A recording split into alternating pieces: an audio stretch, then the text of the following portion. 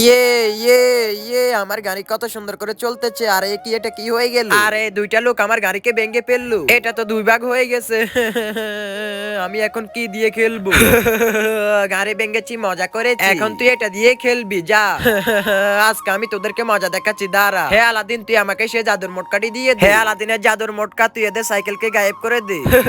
আরে কি আমাদের সাইকেল কোথায় গেল? আরে ভাই তাড়াতাড়ি বেগে যায় এখান থেকে, ছেলেটার কাছে জাদু আছে।